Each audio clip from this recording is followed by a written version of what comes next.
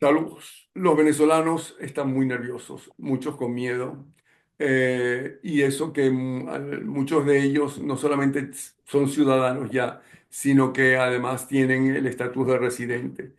Los que deberían estar más nerviosos es aquellos que no ni son ciudadanos ni tienen estatus de residente. Ella es la autora de este libro, Lesbian Mateus, un libro impresionantemente bueno, yo se lo recomiendo, que es todo lo que tiene que hacer un inmigrante en los Estados Unidos, con diferentes ejemplos, empezando por el de ella. Ella es abogado, es CEO de World of Service, es experta en trámites migratorios, en derechos humanos en los Estados Unidos y en movilidad de fronteras. Vamos a ver qué nos dice de lo que está sucediendo y si tiene alguna esperanza de poderse quedar en los Estados Unidos, buena parte de los venezolanos que vienen aquí huyendo de una dictadura y de una crisis económica como nunca antes vivido Venezuela. Bienvenida, Lesbia. Escuchamos. Hola, muy buenas tardes, Napoleón. Gracias por la oportunidad de poder llevar una palabra de fortaleza en este momento tan vulnerable que estamos viviendo los venezolanos y otros nacionales de otros países como consecuencia de medidas que se están tomando por la presente administración. En este momento yo les recomiendo, ¿verdad? Primero es la calma. Nosotros tenemos que tomar las cosas con mente fría, tenemos que analizar caso por caso y que cada persona, por supuesto, busque en este momento una asesoría con un abogado especialista en inmigración para que analice su caso. Pero ante todo, quiero decirles que se están tomando medidas. Hay grupos de abogados y organizaciones que están estableciendo demandas y que en este momento se están esperando algunos resultados. Así que sí tenemos mucha esperanza de que tanto venezolanos, haitianos, cubanos, nicaragüenses puedan quedarse por cierto tiempo adicional dentro de este país. Por supuesto, Napoleón, quiero ser bien clara Pero en hasta este momento. ahora no. Hasta ahora Hasta ahora no tenemos ninguna decisión. Estuvimos presentes el día 24 en la primera audiencia que se dio con respecto al TPS, sin embargo, el juez no tomó ninguna decisión. Así que eso nos hace pensar, Napoleón, de que las personas tienen que buscar y analizar su caso para ver en caso de que se quiera quedar o necesite quedarse, porque una cosa es querer y otra cosa es la necesidad. ¿Con qué remedio migratorio se va a quedar? Tienen que buscarlo y lo tienen que analizar y tiene que ser rápido, porque no tenemos tiempo.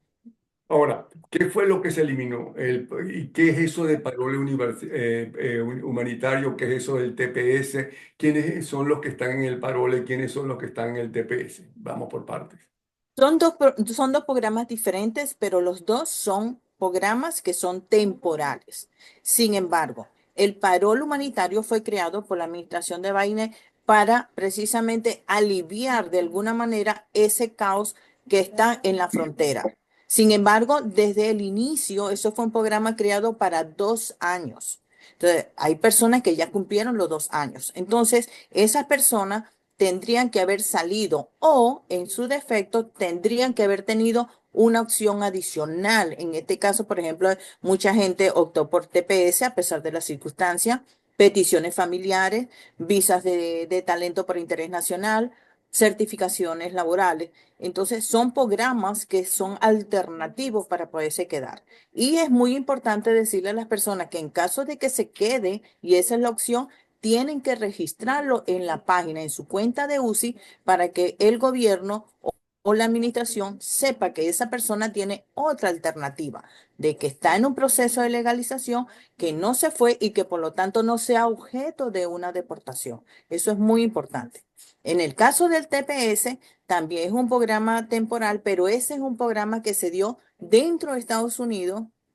Se ha designado el país en dos oportunidades, pero también es temporal. Eso es lo que estamos luchando en este momento. ¿De qué? Porque eso es un estatus que sí dio a los venezolanos, haitianos, cubanos y nicaragüenses un estatus para estar legal dentro de este país. Miles de personas, más de 500.000 personas, son beneficiarios de este programa y que por supuesto la eliminación va a traer consecuencias muy negativas para estas personas o para estas familias. Por eso es que están las demandas y por eso es que estamos esperando en la medida de lo posible que se extiendan los términos, que se haya la jurisdicción y por supuesto para renovando o extendiendo los términos, estas personas van a poder optar o seguir con los permisos de trabajo, las licencias de conducir, que son documentos fundamentales para estar en este país. Ok. Lo primero que dijiste es que hay que tener calma, que no es fácil, pero eso es lo mejor para poder organizar y saber qué hacer. Eso es lo primero. Lo segundo es que no hay que ignorar lo que está sucediendo, pero buscar las informaciones en fuentes oficiales. Correcto. ¿Cuáles son esas fuentes oficiales? ¿Dónde las buscan? En las páginas web, sabemos que las redes están jugando un papel en este momento muy rápido, muy intenso. Así como hay fuentes oficiales, también hay fuentes que están jugando esa desinformación o mala información. Por supuesto que genera caos, que genera esa incertidumbre en Ok, las pero personas. ¿cuáles son las fuentes oficiales? Las fuentes oficiales vayan a la página de UCIS, ucis.gov. Esa es la fuente Espérate, oficial. espérate. Se escribe USCIS. Punto. USCIS. Así se escribe. Ajá. Así se escribe correctamente. .gov. Esa es la página oficial de inmigración. Porque esa página, el gobierno cada vez que saca alguna resolución va a un registro federal, que sería lo equivalente en Venezuela a una página que nosotros le decimos la Gaceta Oficial. Ese registro federal equivale a esa Gaceta Oficial, pero después que eso se publica, va a la página de UCIS. Ok, ahora, Entonces, esa es la fuente oficial. ok. La gente pone USIS, USCIS, y Ujú. abre esa página y donde tiene que ir, donde se informa. Escribe Está en en la inglés y en lupita. español. Sí, señor, está en inglés, en español, y Ajá. puedes colocar en la lupita TPS Venezuela. Y ahí te sale toda la información del TPS Venezuela. Es muy sencilla esa página, es muy clara, y ahí cualquier información que sea real te va a aparecer ahí en esa página. Otra Por cosa. supuesto, Ajá. hay personas que están también calificadas para dar una opinión en un momento determinado. Por ejemplo, hay abogados expertos en inmigración que son muy buenos y dan algunas opiniones, ¿no? No son consejos legales, por supuesto, porque es algo público, cada caso amerita un análisis, pero también son fuentes de alguna manera confiables, ¿no? ¿Y Pero cómo la la fuente gente sabe oficial quiénes son es esos abogados? Mira, ahí sí hay un poquito complejo porque hay muchos abogados, ¿no? Hay unos alarmistas, hay otros que son más concretos, pero los pueden buscar ahí. Va a depender de las personas que tienen aquí ya tiempo, saben de alguna manera que quiénes son los confiables, quiénes no, ¿verdad? Porque aquí las redes sociales han jugado un papel muy importante en todos estos procesos.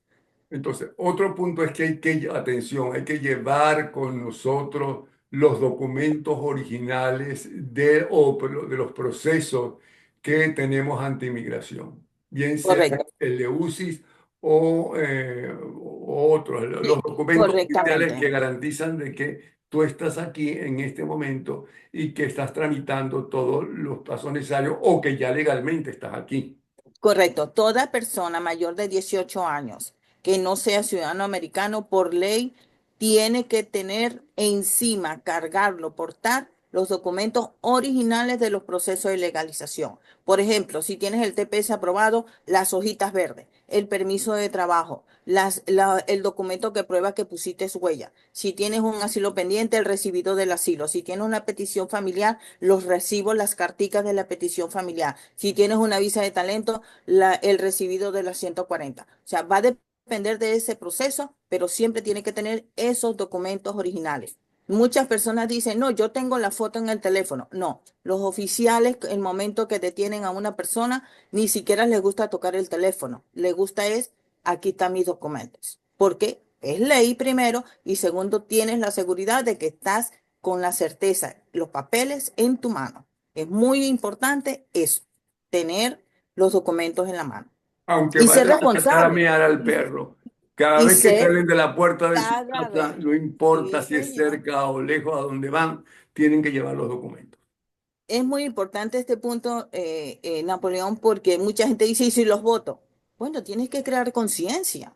Tienes que tener conciencia de tu caso. Esa es una de las cosas que a mí me ha pasado aquí en la oficina. ¿Cómo es posible que la persona me diga, ¿y si los voto? ¿Y si los pierdo? No, tenemos que tener conciencia de lo que está sucediendo y que realmente siempre ha sido así, no es algo nuevo. Siempre ha sido así. Ok. Hay que buscar a un abogado de inmigración. Correcto. Para buscarlo, digo yo, orientarse con o familiares o amigos que hayan tenido necesidad de un abogado de inmigración y que estén satisfechos con el trabajo de ese abogado y los costos, porque hay unos que son muy caros. Muy caro, ¿Eh? sí. Y exactamente son muy caros, pero van a ser lo mismo que los que son menos caros, porque hay que Correcto. hacer unos trámites. Ujú. Y esos trámites, Correcto. la mayoría de esos papeles no lo van a hacer ellos y no lo van a hacer ustedes porque son sus papeles. ¿Qué otra cosa le Ujú. podemos decir?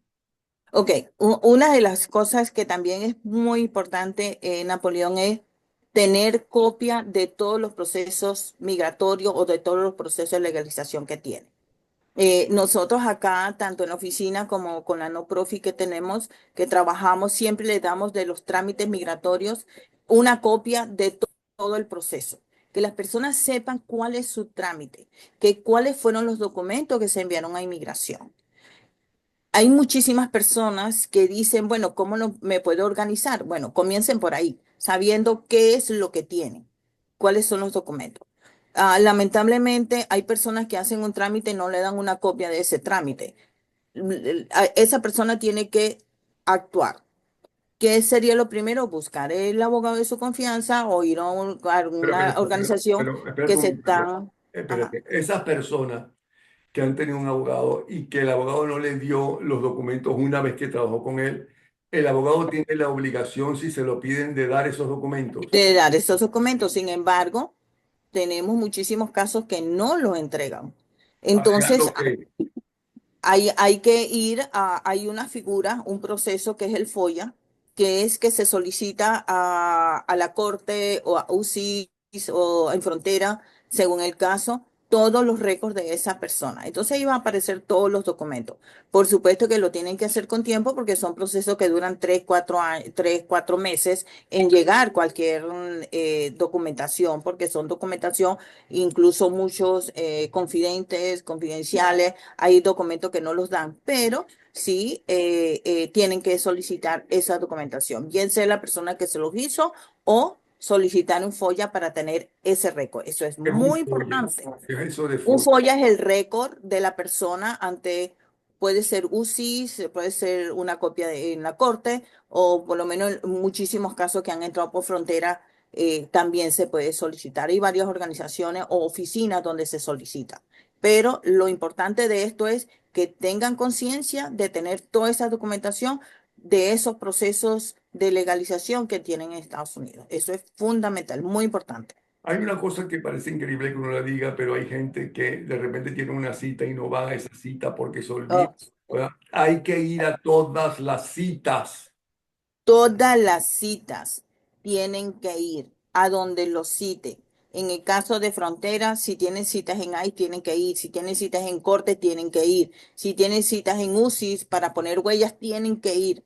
Todos esos procesos son o van a tomar los casos como que los abandonaron o se pueden meter en problemas, una orden de deportación en caso de la corte. Y para cerrar un caso y que lograr que reabran ese caso, de verdad que es muy, muy difícil, van a tener una deportación. Y es gravísimo, es muy, muy grave, muy grave. Por cualquier circunstancia lo pueden deportar.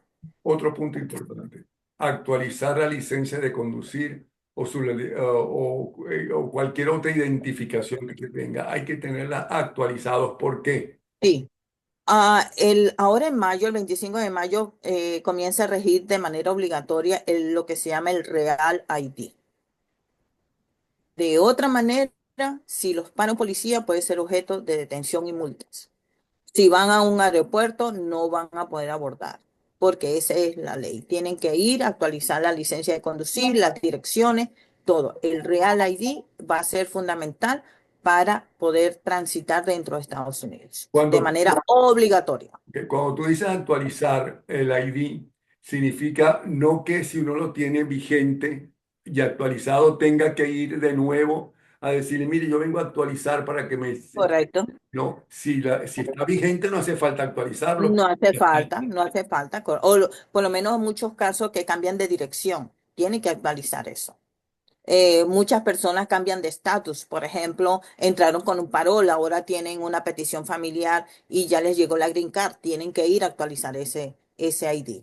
O bien sea ID, identificación, bien sea la licencia. En Estados Unidos la licencia es el ID.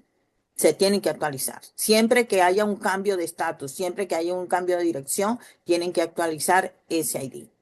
Ahora, ¿por qué es tan importante manejar nuestra cuenta de UCIS? ¿Ok? Que es una cuenta personal. ¿Por qué es tan importante? Actualmente casi todos los procesos están en una cuenta de UCI, es como un correo electrónico dentro de la página de inmigración. Entonces, hay procesos que nosotros comenzamos haciéndolos en la misma página, pero hay veces, por lo menos en los casos de visas de trabajo, de talento, peticiones familiares, que se envían varias formas, eso no se hace directamente en la página todavía. Pero inmigración envía una página o una carta con unos códigos para abrir la cuenta en UCI. Porque es importante. En caso de una detención, es una evidencia de que esa persona está en un proceso de legalización. Entonces, si tienes un caso de petición, ahí van a salir todas las formas. Si tienes un caso de TPS, ahí va a salir todo. Si tienes los permisos de trabajo renovación, va a salir también. Entonces, en cualquier momento, una de las preguntas que le pueden hacer es, ¿tú tienes acceso o tienes cuenta en inmigración?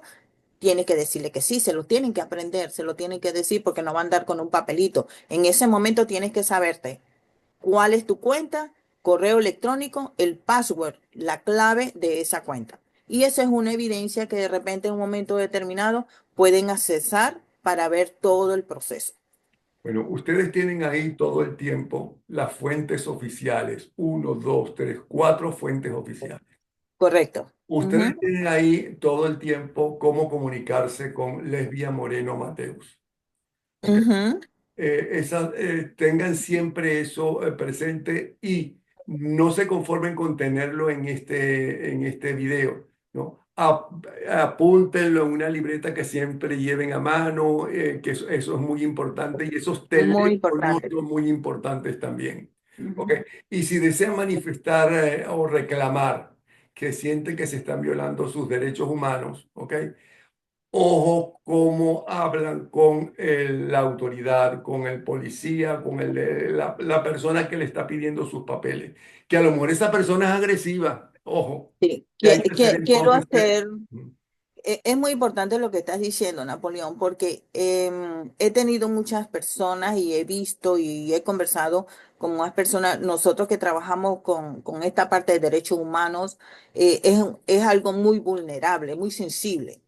Entonces, nosotros cuando nos sentimos que estamos siendo agredidos o de repente hay personas que no teniendo razón, es como manera como una defensa, se ponen agresivos, faltando el respeto. No, no, no, no lo hagan de esa manera. Miren, nosotros estamos en un país y vivimos de alguna manera en libertad y tenemos que respetar o Ahora, adecuar de alguna manera los casos de nosotros a una situación determinada. Faltando el respeto o actuar de manera agresiva, créame que no van a solucionar nada. No es que nosotros estemos dejándonos o porque lo toman de esa manera. No, no me van. No, no, no, no, no. Vamos a hablar, mire, señor oficial, yo tengo mi proceso de legalización, aquí está mi documento, aquí está mi cuenta, tratar de llevar una conversación, ¿verdad? Para poder solucionar. Yo necesito una llamada, necesito llamar a mi abogado. Esas son cuestiones que se pueden hablar de manera respetuosa y de manera sin agredir. Eso es lo mejor porque la experiencia y la práctica nos ha llevado a tomar y a decirles a las personas que en un momento determinado trate de ser lo más calmado posible para poder solucionar. Además, recuerden que cada una de esas personas es diferente, tiene una familia Totalmente. diferente, tiene unos casos diferentes, a lo mejor Total. tiene unos problemas familiares en ese momento que le está pidiendo usted sus documentos y la única forma de expresarse queriéndolo o sin querer es ser agresivo con usted. Tenga cuidado con todo eso. De todas formas, Sí. traten como lo traten, usted no tiene que responderle, sino que le conviene además a usted hacerlo de una forma respetuosa y con calma. Sí, correctamente. Es lo mejor, es lo mejor. Incluso tengo varios casos que han sido llevados por inmigración y nosotros como no profit hemos conversado y realmente se ha tornado de una manera bien la conversación, han mostrado su documentación y los han dejado ir. Mira, tú no tienes ningún problema, pero esperando su tiempo, esperando para hablar y ha sido bien, se ha desarrollado una conversación, ¿no? Entonces, por eso es muy importante tener en ese momento la calma, pensar y, por supuesto, cargar toda la documentación. Eso es muy importante, Napoleón, porque si no carga la documentación, mira, cuando tenga la oportunidad de hablar, ya está en otro lado. Ok, todo esto es lo básico, pero cada caso es diferente. Por ejemplo, Correcto. aquellas personas que tienen un familiar, sea el padre o la madre, ok, que ya son ciudadanos o que son residentes, ok, ellos pueden reclamar a un hijo. Sí, correcto. ¿Qué tipo de hijo? ¿Soltero, casado, menor de edad? ¿Qué tipo en este momento pueden reclamar? En las peticiones familiares hay varios, vamos a hablarlo como niveles, ¿verdad? Hay familiares directos y familiares indirectos. Entonces, los padres pueden pedir hijos menores de 21 años, serían los directos, solteros. También puede pedir los que son mayores casados, pero entran en otra categoría. Los directos son peticiones muy rápidas, 8 meses, 12 meses. Los que son indirectos o que son mayores de 21 casados, tarda 8, 9, 10 años dependiendo del país. Los ciudadanos americanos también pueden pedir los padres, ¿verdad? Entonces también son directos. Pueden pedir los esposos, son directos. Esas son peticiones relativamente rápidas. Cuando ya pasa a hermanos, hijos mayores, casados, ya los tiempos de procesamiento o fecha de prioridad son a años, 8 años, Y 9 años, 12. y los hijos mayores solteros, que no los he mencionado. También hijos mayores solteros lo pueden pedir, pero entra en la categoría de familiares indirectos y por lo tanto los tiempos de procesamiento son de años, son largos. Tengo entendido que salen primero las peticiones porque tienen menos casos de que hacen las personas, que las personas residentes, no los ciudadanos, los residentes, hacen esas peticiones y salen más rápido que las peticiones que hacen los ciudadanos porque hay mucha Ciudadanos. más cantidad de casos que están pidiéndolo. Sí, hay veces, ese es lo que se llama current. Vamos a ver el boletín, ¿verdad? De las fechas y hay veces que las peticiones de residentes están más rápido que los mismos ciudadanos. Sí, es verdad por la cantidad, ¿no? Hay más ciudadanos pidiendo que residentes. Entonces hay veces que se da esa situación. Hay que Ahora, analizar cada caso, por supuesto. vamos a tratar de analizar algunos de los casos que se nos ocurre y que sean posiblemente los más frecuentes. Ustedes sabrán cuáles son los más frecuentes. A mí se me ocurre, por ejemplo, dos. El primero que se me ocurre es la persona que entró con una de esas visas especiales importantísimas que le dan, por ejemplo, a los religiosos o que le dan a gente con habilidades extraordinarias. Vamos a empezar que le dieron esa visa, pero esa visa tiene un tiempo y además a lo mejor la empresa que estaba trabajando y que escribieron en la petición, estoy trabajando para esta empresa o lo está pidiendo esta empresa, o ya no existe o ya la persona no estaba trabajando en esa empresa. Ajá. Y se acabó el tiempo de esa visa especial y agarran un TPS o buscaron un TPS. ¿Qué es lo que pueden hacer? Ok. Me estás hablando de dos casos diferentes. Las visas religiosas vienen por un tiempo determinado, ¿verdad?, a estar en Estados Unidos y en ese tiempo tienen que salir. Hay veces que por algunas circunstancias deciden quedarse. Por ejemplo, pueden meter, sí, en los casos de Venezuela, meter un TPS. En el caso de Colombia, hay casos de que someten asilo. Eso puede suceder. Cambian un estatus. En el caso de las visas de talento, lo que sucede es que si estás afuera de Estados Unidos, vienes con un proceso consular. Cuando vienen con un proceso consular, ya vienen con la visa de inmigrante, ya se quedan, ya van a tener residencia. Pero si la persona está dentro de Estados Unidos, la situación cambia, porque primero es la aprobación de esa visa y después hay que analizar si esa persona está en estatus o no está en estatus. Si está en estatus, puede ajustar el estatus, puede pedir la residencia a través de la forma 485.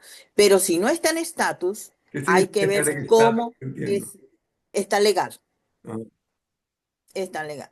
Entonces, si no está legal, hay que ver cómo solucionar esa parte de ilegalidad, que es complicado.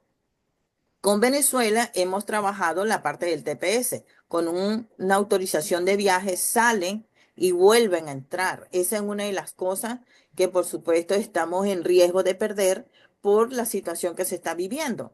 Y han sido muchas las personas que han salido y han entrado y han podido ajustar estatus. Y en este momento toda la familia tiene su residencia, ¿verdad? Pero hay que ver. En el caso que tú dices que las empresas terminan, pueden quebrar, se van a la quiebra, cierran las puertas. Esa persona, si está con un contrato con esa empresa determinada, pierde eso. Entonces tiene que buscar a la alternativa antes de que suceda. claro, ok. ¿Quiénes tienen base legal para permanecer en Estados Unidos si tenían el parol humanitario y eso ya se perdió?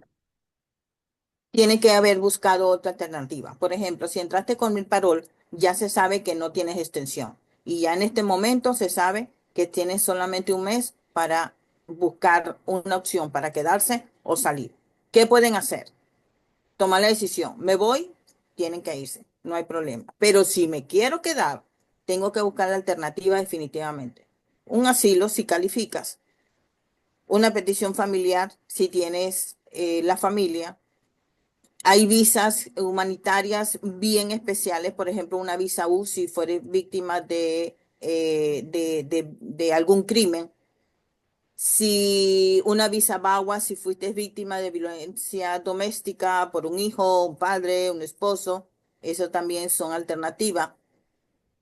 A pesar de la circunstancia del TPS, una certificación laboral, una visa de talento por habilidades extraordinarias. Esas son algunas alternativas que la persona tiene que buscar, por supuesto, el abogado de su confianza que trabaja en inmigración para evaluarlo y ver de qué manera es mejor para esa persona quedarse.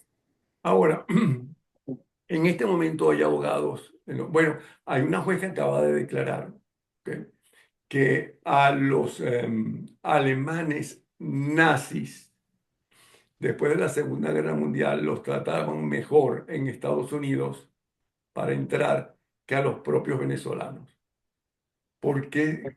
¿Qué significa eso? Eso depende también de la situación del país y de de los gobernantes de cada uno de esos dos momentos. Mira, yo creo que hay muchas circunstancias que se agrupan en este momento, dentro de Estados Unidos y fuera de Estados Unidos.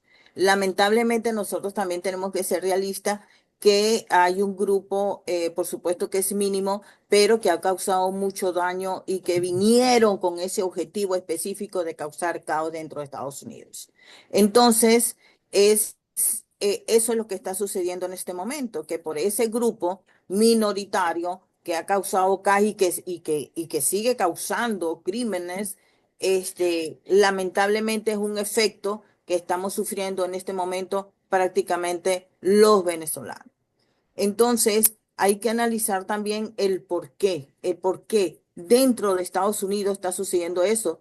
Prácticamente eso es, porque yo tengo más de 20 años en este país y he trabajado mucho, he luchado mucho y he ayudado a muchísimas personas para estar lo mejor posible, pero no puedo ignorar tampoco lo que está sucediendo. Tenemos fuera del país entonces la situación en Venezuela, que tenemos un régimen criminal transnacional que está regado por el mundo, no solamente en Estados Unidos, ellos están causando daño en todo el hemisferio, incluso tiene también consecuencias y cuestiones en Europa. Entonces, lamentablemente eso lo tenemos y nosotros tenemos como país, como ciudadanos, tratar de resolver esa situación que no es fácil. Tenemos años luchando con esa situación, pero que realmente nos está afectando a todos. Ok. Y nos En queda este claro. momento es eso. Tenemos un régimen criminal, tenemos ahora un grupo terrorista dentro de nuestro país, que eso no existía.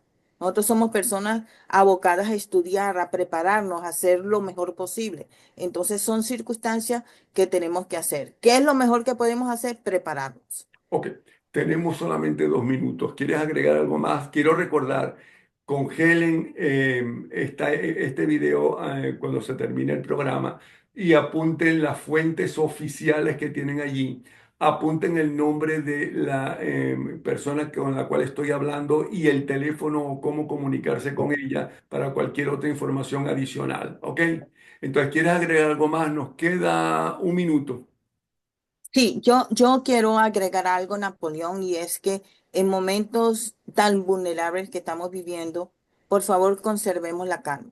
Por favor, seamos conscientes de lo que nosotros estamos viviendo, seamos conscientes de nuestros trámites migratorios y de nuestra legalidad. Si nosotros comenzamos por ahí, lo demás lo podemos ir añadiendo a una serie de circunstancias y tener la fortaleza para seguir adelante. Porque nosotros somos personas estudiadas, preparadas, somos resilientes. De una crisis podemos sacar todo lo positivo para continuar cuando esto ya se calme, porque va a ser así.